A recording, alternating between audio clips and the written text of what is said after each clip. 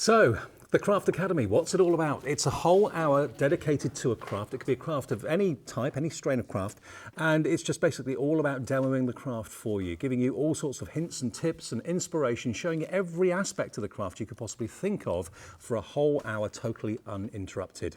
Let's have a little look at the lessons that we've already had and also the lessons that we've still got to look forward to from Rosella then coming up. Now, we already talked about the history of Pergamano, which is incredibly fascinating. We've done the tracing using pencil, ink, and then the felt tips, of course, as well, those different techniques. And the last lesson we looked at a few seconds ago was the embossing techniques, which I must admit is one of my favourite, using the ball tools and the shaders as well. So we're approximately halfway through. Lesson 4 coming up next. Another really popular technique is the perforating and snipping using needle tools as well. Then we'll move on to grid work using the multi-grids. There's a bit of counting involved in that, Rosella said, so straight grids and diagonal grids will be used in that demonstration. And finally, lesson number 6 is all about colouring using the Perga colours. So let's move on to lesson 4 then. Let's get on to our perforating now. In the time I've been here at Create and Craft, I've probably seen the perforating technique a few times, and it fascinates me, it really does. So we've got various tools we perforate with. We go from a one needle, single needle tool to multi-tools in the shapes of, today I've got almonds and hearts, so that's what we're going to have a look at. So if I just show you here, can we see we use the almond and the heart tool on there. So if we just look at the end of the branches, oh wow, look. So we can use them actually within the design, as we have there, or we can use them as borders as well. So they're a really versatile tool. How effective, beautiful. It's almost like you're looking through this scene on a misty morning, through a dewy haze or something like that, isn't it? It's amazing, Yes. so romantic. So what we need for that is our perforating mat. So I'm going Now I remembered that there was not a mouse mat, but a similar sort of consistency of mat used in Pergamano. Right. So that's where this comes in. It's this foamy Right, mat. got Now, you. I'm just going to tidy up because it's really important to actually know exactly where your tools are, because when you actually want to go back to them, if they're not in the same place, then I get cross. So, and you don't want to see End me up picking up cross. the wrong size. Yeah, so well, let's not go there. Let's try not to at the moment. So let's go straight for, let's go for an almond tool. So you keep your embossing tools one side and my your... perforating tools the other side. I like to be organised. On the end of each tool, there's a little symbol that denotes what that tool is. So for all of the multi-needle tools from, say, a 3-needle upwards, we double perforate. So what I mean by that is that, first off, we just perforate really shallowly, and all we're doing then really is marking the spot. Right. So that we can then go off and do our embossing. So you are pushing it through? I'm pushing it through, but only a very small amount. Can we see that? You can just see. Yep, that's it. You got can, it. so we know where we're going, but we're not actually going to perforate fully. And the reason being, when we emboss now, it's going to put it under some strain. And if we perforate it fully, there's a chance it'll rip. So we would always semi-perforate our design and then emboss within that design. So let's go back to that. If it was the almond tool, then what I would do is fill in that design maybe. So the perforation's acting as the outline then? Yes. Right. Yeah. I mean, we can cut round them as well, as we saw in those examples. You can cut round the edges for borders, etc. But I think this, for leaves, this is perfect. Is it just instinct to know which size ball to pick up? It's yes, it is. But the biggest tool that will fit in the space, basically. Okay. So if you went straight for a small tool on here, then we'd find that we wouldn't get even embossing. No. And particularly if we're going to do a circle, get lines, would you? we'd get lines, or if we go for a circle, then we'd go straight down and we get a little dot in the middle, we'll never get rid of it. Right. If your ball tool needs it, just pop it in your Pergasoft. What is that called? It's Pergasoft. Pergasoft. Yes. And it just lasts forever. So it's like a lubricant? Yeah. Right. Yeah. Or wax or something? But it's really nice to have there. So I've done my embossing on there, and then we'll assume my design's entirely finished, and then all we need to do then is re-perforate. Now I thought that would have been difficult to go back exactly where you were last time. I'll show you why. So when we re-perforate, our needle's upright and support it as you're pulling it out. But yeah, the needle's on the end, oh, that's my finger, very sharp. Yeah. But they are actually slightly longer each end, and that helps us to relocate it. Ah, okay. So it automatically goes into the hole that you've just done? It does. Right. I do find it useful to have a magnifier, particularly when we're going to do grid work, something like that. Do they ever break? I haven't had one break yet. Right. I have bent an embossing tool when I dropped it on the floor, but Right, well, you know, but that could that's happen. probably not to be recommended. And I get through quite a lot of these tops because my dog eats them. But apart from that, once you bought things, you pretty much got them then. So that's the almond tool. And then any of the multi-needle tools are similar. Let's go for this semicircle, and I've got a little circle there. Do these normally come in full kits, or do you buy them on their own? Just buy them as you need them, Right. and only buy what you know you're going to need. I can't be doing with this, oh, I'll have this and this and this, and then they sit there and you don't use them, so I don't do that. Do you find, are there books out there that you can get if you're starting lots off? and lots and lots, yeah. For inspiration? Yeah, absolutely.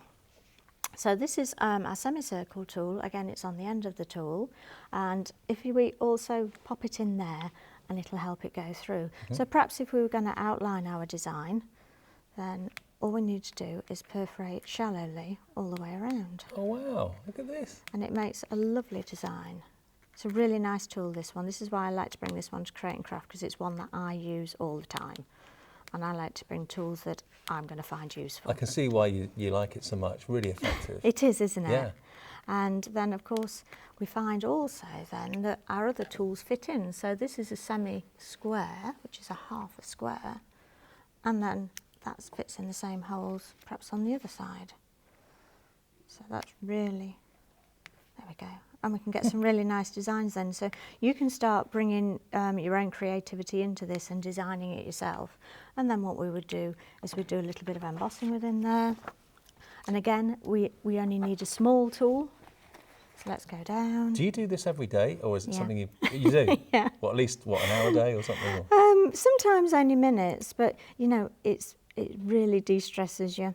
Your day's not complete unless you've done a little bit of Not Pergamano. really, no. And you know, when we're late for bus or something, or you know, it's a bit stressful in the morning with the children, occasionally, not often, get a multi-grid out, 5 minutes with that, and then you're, oh, I'm even again now. I can cope with the rest of the day, yes, and breathe.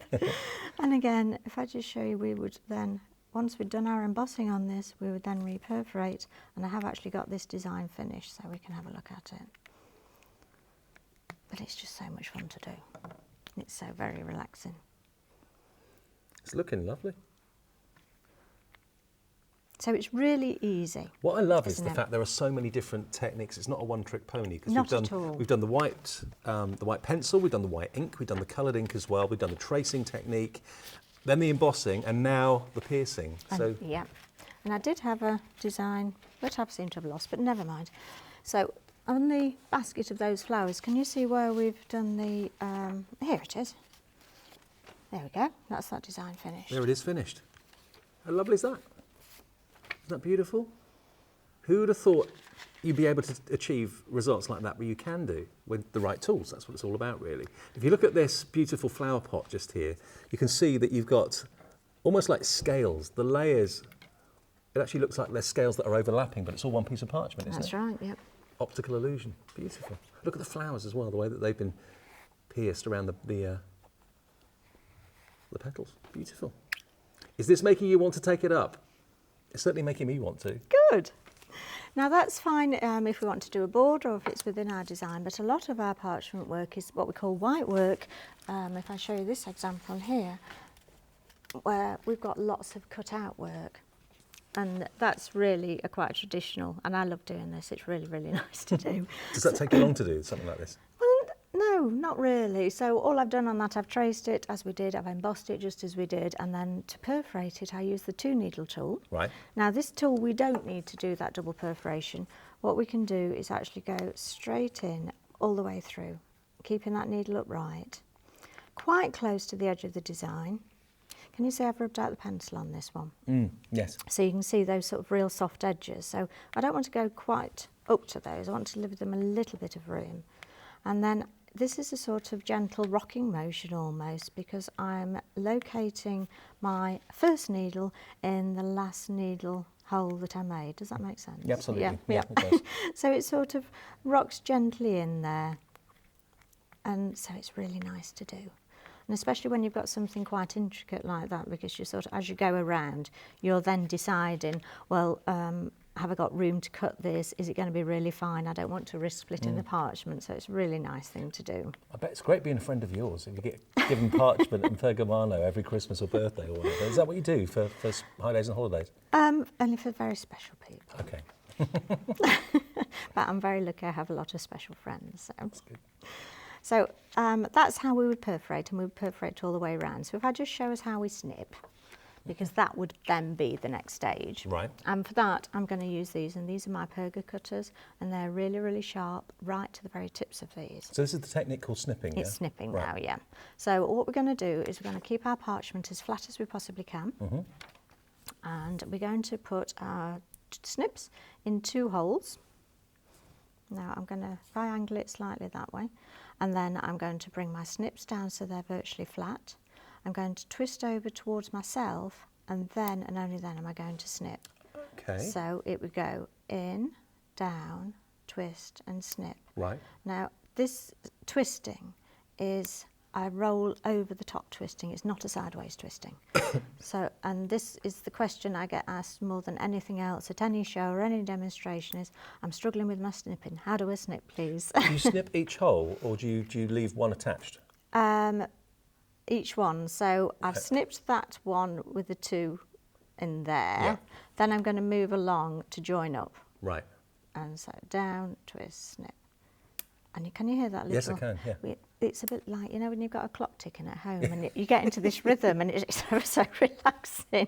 I love snipping, can you tell? But it's lovely. But what it does do, now that it's calmed us down and we're nice and relaxed, it actually gives us this lovely little picot edge. Well, there we go. We've covered perforating and snipping using the needle tools, of course, and also using those snips as well. All part of our Pergamano hour right here at the Craft Academy.